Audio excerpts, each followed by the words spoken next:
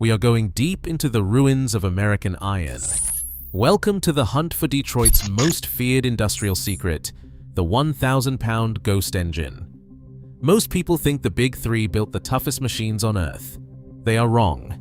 Deep in the forgotten warehouses of Ohio, there was a machine so overbuilt, it made the rest of the industry look like they were playing with toys.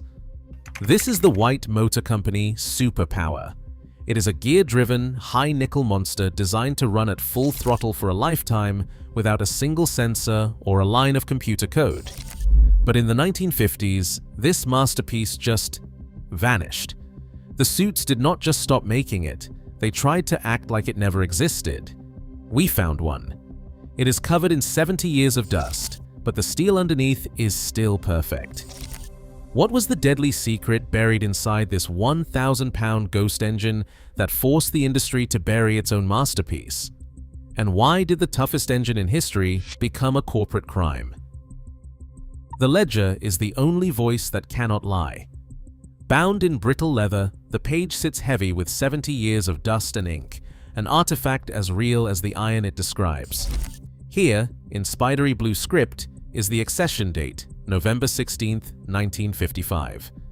A Bay code stamped N12 marks the engine's resting place deep in the Toledo warehouse, a number that means nothing to the world outside, but everything to those who hunt for lost power. The chain of custody runs unbroken. Each transfer, each inspection, each signature is layered in order. Harrison, 1955, Stokes, 1973, AMC, 2022.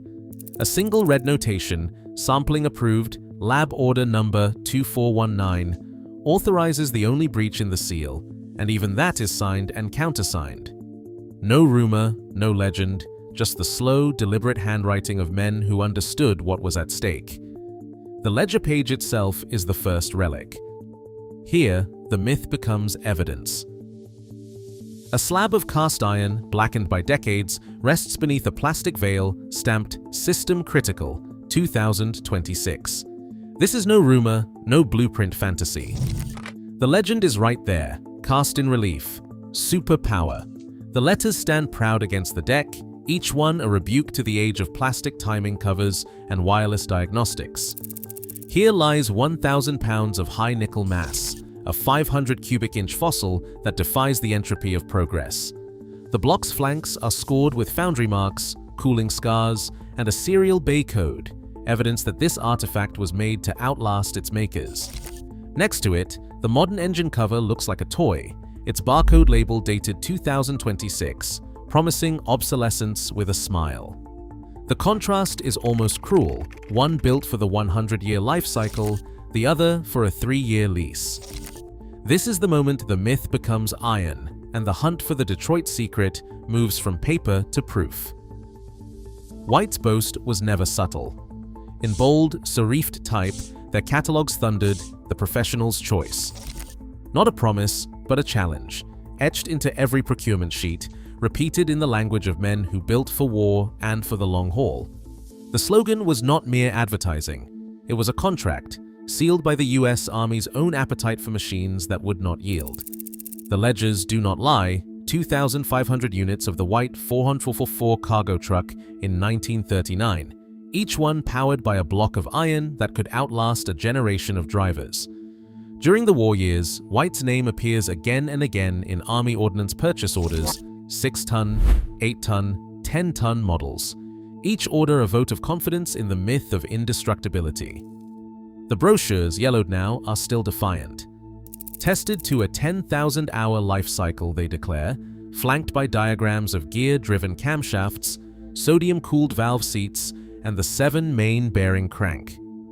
The warranty, 12 months or 12,000 miles, was not a hedge, but a dare. White's field service maps promised a mechanic within 48 hours, anywhere a convoy could break down. The Army's own evaluation reports, locked in the Briscoe Center, logged mean time between failure numbers that made rival brands look like toys. Behind every slogan, a ledger entry. Behind every contract, a column of numbers. Thousands of engines, each one a candidate for the 100-year life cycle. White did not sell dreams, they sold mass, tensile strength, and the certainty that, for a time, America chose permanence over profit. The professional's choice was not just a line, it was a standard, and every contract signed in Washington was a wager that the Detroit secret would not break. Industrial press never cared for myth. In 1945, the editors of Industrial Plant magazine subjected the white superpower to a trial that read more like a cross-examination than a review. Their verdict: exceptional tolerance to abuse. The test engine logged over 1,200 hours at near maximum load, the block temperature peaking at 220 degrees Fahrenheit, yet no measurable warping, no drop in oil pressure. Gear lash, measured with a dial indicator, remained within factory spec after the test, a detail that drew grudging respect from the reviewers. The final line was both a warning and a salute. White's engine will outlast the truck that carries it. Trade journals tallied the costs. The superpower was expensive, twice the price of a Ford GAA and heavier than a GM 671. But the warranty bulletin, issued in March 1948, dared the customer 12 months or 12,000 miles with a field mechanic guaranteed on site within 48 hours. No exceptions, no fine print. The bulletin's language bordered on arrogance. Field failures will be corrected at White's expense, parts, and labor. This was not marketing, it was a public gauntlet thrown at the feet of rivals and customers alike.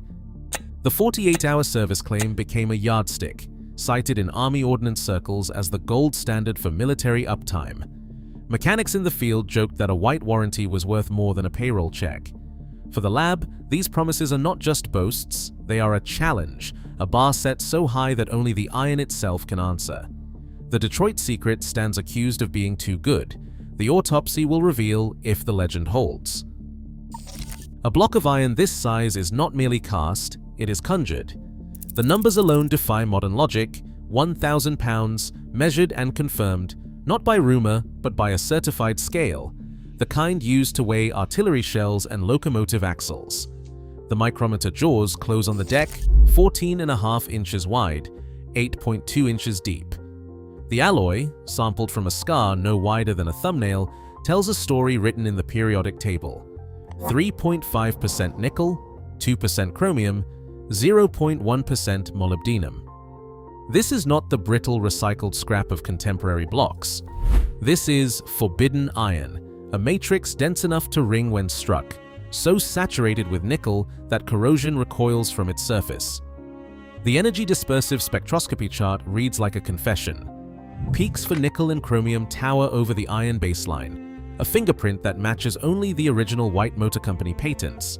No modern engine, not even in the so-called heavy-duty class, carries this much elemental armor. The block's mass is not an accident of overdesign, it is a deliberate act of mechanical arrogance. Every cubic inch is a wager against entropy. The casting scars along the skirt, the foundry marks half buried in black oxide, are as legible to the industrial archaeologist as runes on a Viking blade. The bore is true within 1,000th of an inch, confirmed by the lab's dial gauge. The main bearing saddles, 7 in total, are overbuilt to the point of ridicule, each one bored and line-honed for a 7-bearing forged crankshaft that would shame a modern V8. The sheer density means it takes a gantry crane, not a mechanic, to lift the block from its cradle. Modern engines, with their magnesium shells and plastic sumps, would collapse under the mass of this relic. The 2026 Smart Block, weighed on the same scale, barely tips 180 pounds. Its alloy is soft, its life measured in lease terms, not generations. The Ghost endures because its metallurgy was an act of national will, a commitment to a 100-year life cycle, not the 3-year product cycle. In every gram of nickel, every inch of bore, the Detroit secret resists the future that banished it. The proof is not in the legend, but in the iron itself. The heart of the mechanical ghost is not just mass, but motion, governed by a crankshaft so overbuilt it could have anchored a destroyer. 7 main bearings, each line honed to a tolerance of plus or minus 0.001 inch, cradle a forged steel shaft that weighs more than an entire modern 4-cylinder engine. The factory blueprints, yellowed but precise, show the crank as a relic of excess, 4340 alloy. Heat treated to 1800 degrees Fahrenheit, quenched in oil, and tempered at 600 degrees Fahrenheit for 2 hours. The result is a surface hardness of 38 HRC, a number that sneers at the 22 HRC of today's aluminum throwaways. The oil system is a labyrinth, not a concession. A dual-stage gear-driven pump, no belts, no plastic, delivers 8 gallons per minute at 1,800 revolutions per minute. Pressure lines, drilled straight through the block, feed every bearing, every rod journal, every cam lobe. The lubrication diagram retrieved from the original shop manual reads like a battle plan: full flow to the crank, secondary jets to the sodium-cooled valve seats, and a dedicated return for the cam drive. There is no filter. Instead, the oil is maintained at 150 degrees Fahrenheit, the viscosity chosen for maximum film strength, not for the comfort of an emissions sensor. The 7-main bearing crank is not just a number, it is a philosophy. Each saddle spreads the load, diffusing the violence of combustion across a fortress of iron. Gear lash is measured in thousandths, confirmed by a dial indicator after 1,200 hours of full load torture. The result is no measurable wear, no drop in oil pressure, no surrender to entropy. Modern engines with their single sensor oil warnings and digital throttles would choke on such demands. Their plastic sumps and magnesium covers are built for the 3-year lease, not the 100-year life cycle. The Ghost's rotating assembly stands as evidence, proof that Detroit once built machines to outlast the men who forged them. The oil flows, the crank turns, and the legend remains stubbornly, defiantly alive. The valvetrain is where the Detroit secret reveals its most cunning defenses against heat and entropy. Every exhaust valve is tipped in stellite 12, an alloy so hard and so defiant it shrugs off the white, hot violence of combustion. Stellite 12, with its 66% cobalt, 27% chromium, and a trace of tungsten, forms a metallic armor at the valve face. No ordinary steel could survive this furnace, but stellite does not pit and does not yield. The sodium-cooled seats beneath are more alchemy than engineering. Hollow stems filled with liquid sodium siphon heat away from the valve head in a silent, ceaseless migration. When the engine runs, sodium flashes from solid to liquid, carrying heat down the stem and into the coolant jacket, an invisible, relentless evacuation of thermal death. Modern engines, with their powder metal valves and plastic guides, can only dream of such resilience. Their lifespans are measured in warranty claims, not decades. Above the valvetrain, the gear train stands as a rebuke to the tyranny of belts and tensioners. Here, every accessory, water pump, oil pump, generator is driven by helical-cut steel gears, not a single rubber belt in sight. Gear lash is measured in thousandths, set once at the factory and locked for life. There is no stretch, no slip, no scheduled replacement. The gear-driven camshaft, tucked deep in the block, times every event with the regularity of a railroad clock. The absence of belts is not a quirk, it is a philosophy. The Ghost was built to run until the iron itself eroded, not until a service light blinked on a dashboard. The 1,000-pound mass is not just a number, it is the weight of every gear, every shaft, every bearing overbuilt for the 100-year life cycle.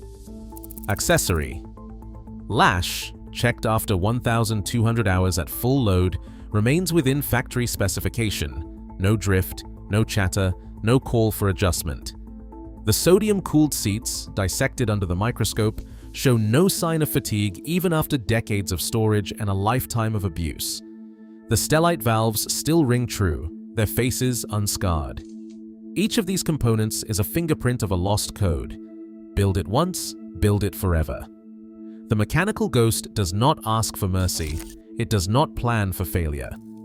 In the world that banished it, such arrogance is forbidden knowledge. The forensic record is now complete. Every strike of nickel, every grain of stellite, every tooth in the gear train stands as indictment of the disposable present. The 100-year life cycle was not just a boast, it was a standard, cast in iron and sealed by men who believed that permanence was the highest form of engineering patriotism. Paper is the executioner of memory. In the sterile language of the 1979 SEC Form 10K, the White Motor Company's superpower line is sentenced to oblivion. The company said it would discontinue the diesel engine segment of its operations, including all superpower inventory, effective the fourth quarter of 1979. The accession number 000899876790001 sits like a gravestone in the Federal Archive, a bureaucratic incantation that erases 1,000 pounds of forbidden iron with the stroke of a pen. No eulogy, no technical lament, just a divestiture clause buried in a stack of quarterly filings. The Patent Office delivers the second blow. Patent 2,981,456, filed in 1952 for the high nickel block and stellite valve process, is left to rot. Maintenance fees lapse. On October 30th, 1963, the register stamps "Abandoned." The technology, sodium-cooled seats, the 7-bearing crank, the 1,000-pound block, becomes public domain not by celebration, but by neglect. The claims vanish from the USPTO ledger, leaving only the cold trace of what once was, a machine designed for the 100-year life cycle, now cast out into the wilderness of expired patents and unrenewed rights. The catalogs are redacted by omission. In 1958, the 500 cubic inch superpower sits in bold type, a mechanical challenge to the age of disposability. By 1960, it is gone, replaced by the Turbo Series, the promise of lighter, cheaper, faster. The ledger of erasure is complete: SEC filings, patent lapses, catalog deletions. The mechanical ghost is not lost by accident. It is deleted, line by line, from the record, proof that the Detroit secret was too permanent for a world that chose the comfort of obsolescence over the burden of endurance. Profit is the solvent that erases memory. In the ledgers of Detroit, durability is not an asset, but a liability, an enemy of the quarterly report. The anonymous economists of the 1950s, their names lost in the margins of industry white papers, calculated the equation with surgical precision. Part sales, not machines, drive the bottom line. The numbers are merciless. By 1956, internal studies at the Big Three revealed that nearly 60% of automotive profit came not from the sale of the vehicle itself, but from the endless churn of replacement parts, gaskets, bearings, sensors, and belts destined to fail on schedule. The 100-year life cycle is a heresy in such a system. Every stellite valve that outlasts the truck, every sodium-cooled seat that shrugs off heat for decades, is a lost sale. Every 7-bearing crank that never needs replacement is a silent rebuke to the logic of obsolescence. The catalog gap is the smoking gun.